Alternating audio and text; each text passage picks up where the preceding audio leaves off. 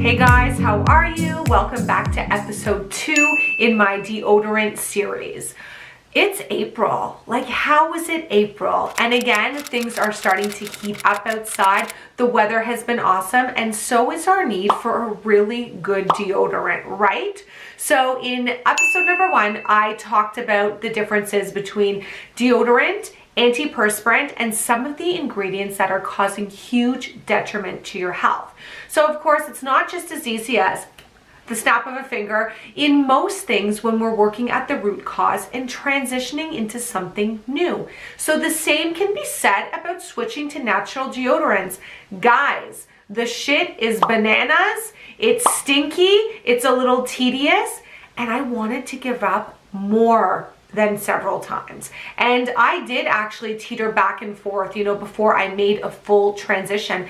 And that's okay if you do the same thing. We're all on our own journeys. But the purpose of this video is to help give you tips to understand what's happening when you are transitioning between conventional antiperspirants into natural deodorants, what you can expect, and how you can kind of make the process feel a little bit more zen and maybe a little bit less smelly.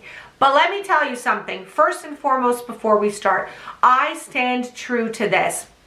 I don't care how much I stink in terms of it bothering other people. Now, that might sound rude, and I'm definitely not meaning it to be rude, but here's the thing how I feel about this. My health is everything. It is something that I work hard day in and day out to protect. So why am I gonna let a little funk, underneath my armpits, a little stinky stink that I'm worried about offending others with, push me or pressure me to maybe use a deodorant or antiperspirant that will block my pores and make me not smell? If I smell, I smell. I apologize, I try to minimize it, but I will not apologize for putting my health and my body first. And guess what?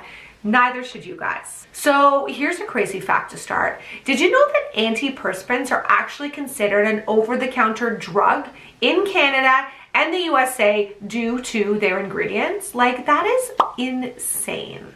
So whether you are pondering about making the transition, whether you are in the middle of making the transition and saying, crap, when will this end? What is happening? Whether you've started the transition and stopped because it's become too much, whether you've already made the transition and you can just identify with some of the things that happened to you that I'm going to discuss, this video is going to help you make sense of this journey. So what can you expect?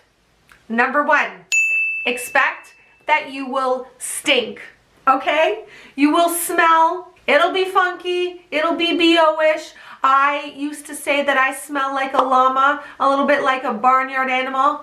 Love barnyard animals, obviously, but don't necessarily want to smell like one. So why? Why will you smell? Well, a couple different reasons here. First of all, as you start to detox and unclog those pores, you're going to start to release sweat. Now, our microbiome, as I've talked about before also, doesn't just exist within, our body. We also have bacteria that forms a different kind of microbiome on our skin and in our armpits. So as we're releasing more sweat, we are going to build more of that bacteria because it's going to come and it's going to feast on that sweat and those toxins coming out. And that's what the smell of BO is. It's not actually your sweat, it's the breakdown of that bacteria feasting on that sweat.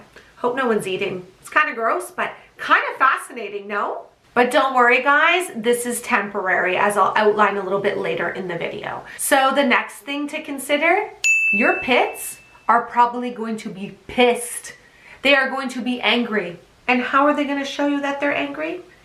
They are going to potentially get rashy, okay? We could have a whole patch of red. We could have maybe little things that look like pimples or boils.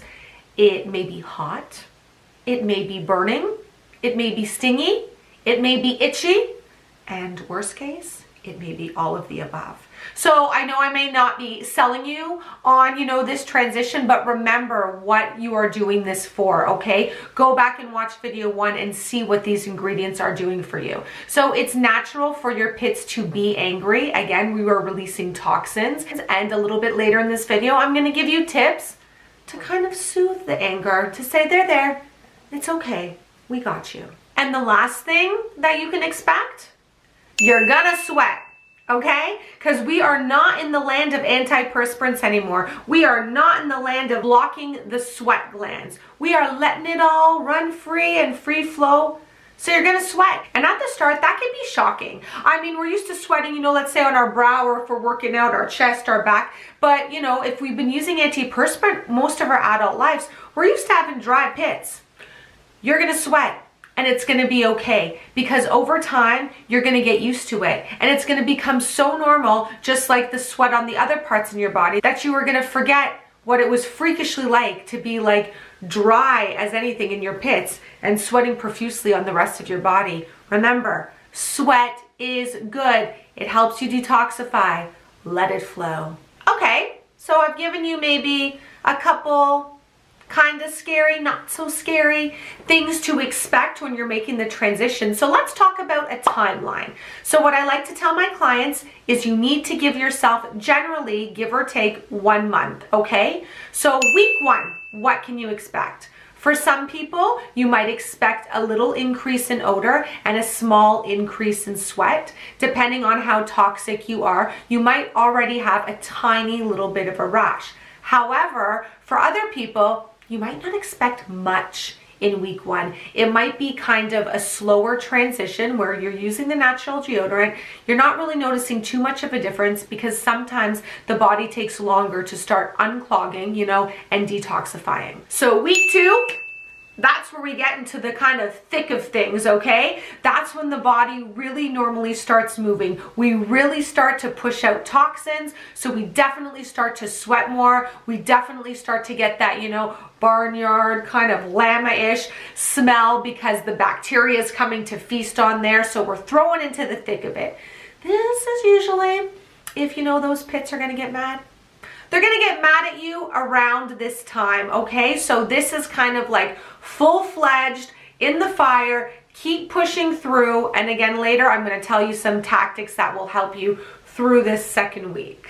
Okay, so week 3, we're kind of coming out of it. Normally, this is where we start to see a little bit of improvement, okay? Because the body's smart, the bacteria growth kind of starts to minimize. The body gets used to having sweat in this area. The angry pits might, simmer down and say, okay, we're not so bad. So we start to see an upward swing as the body gets reaccustomed to sweating and to eliminating toxins on a daily basis. All right, guys. So week 4, kind of coming up to that month phase.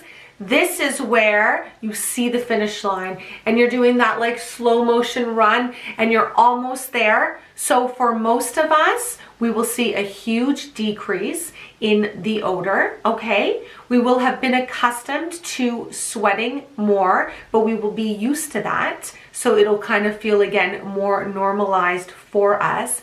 And this is where your pits should start to really subside and any anger should kind of diminish. If these things are not improving, be patient, okay? As I say, we're all different. We all have different levels of toxicity in the body. Our body holds on to and detoxifies differently. But around this stage is when you should start being fully adjusted and welcome into the world of natural deodorant. So let me share with you some of my biggest tips that I learned along the way to make this transition more manageable in myself and what allows me to help make the transition more manageable in my clients. So this is some math I can get behind because you guys all know how stellar I am at math. Sweat plus bacteria equals BO, okay? So this is going to be an issue as we talked about. You're gonna stink. So how can we kind of minimize the stink while this is happening? Well, it's a simple solution and it's an effective solution. Wash them pits. So no, I'm not saying you have to jump in the shower 2 times a day. Who has time for that? Who even wants to deal with that hair situation?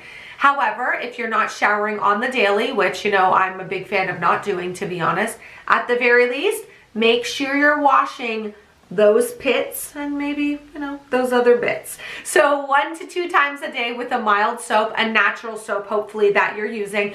Wash those pits with warm water and give them a good rinse. Keep washing off that sweat and that bacteria so we can kind of break down that math equation and get rid of the smell. So another thing that you can do is also apply a hot compress. Just some hot water, you know, on a tea towel or whatever, and kind of in each pit for about 10 minutes a day. And why? Heat draws out toxins, so we can kind of accelerate the process of the body's detoxification, giving it what it needs to speed the process along.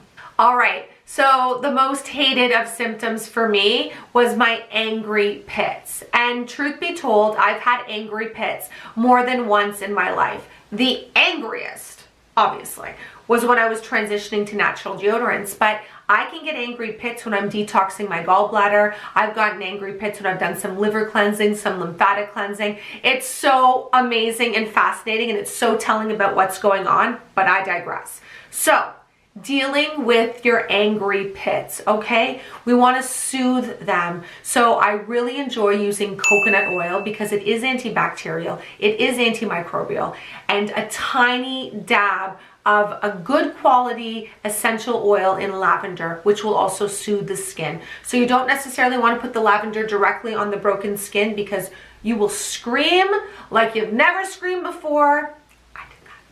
But with a good carrier oil, you want to really coat it in there with the coconut oil and then, you know, add that drop of lavender oil to help soothe. I also found a lot of help with calendula-based creams and balms. And if you have questions, if you're going through the transition, you know, book a session with your healthcare practitioner, book a session with myself, and I can give you specific products, where to get them that'll suit your needs and what's going on with your angry pits. So I also found that essential oils are bomb for helping mask that, you know, unbearable stinky stink smell if you're going out in public, you know, have a meeting, gonna be hugging a lot of peeps. Essential oils like tea tree oil, lavender, again, a good one. I even had a lot of success with rosemary oil as well. If the skin's not broken and you have patch tested, sometimes I'll dab some, you know, in the area right onto my skin because I know my skin can handle it. If not, test and use them with a carrier oil, again, such as coconut oil. And my last piece of advice, guys, is stick it out. You are superstars. You got this. You can do it. 1 month, you know, to 6 weeks max of, you know, these symptoms of a little bit of stankiness, angriness, etc. for a lifetime of keeping these chemicals out of your body by not literally slathering them on every single day. So you guys got this. You can do it. I am here to support you, and I'm so excited. Coming up next in the series over the next couple months, I will be personally doing brand reviews of over a dozen deodorants that I have personally tried, the good, the bad, the stinky. So I will talk to you soon, guys. Take care. Bye.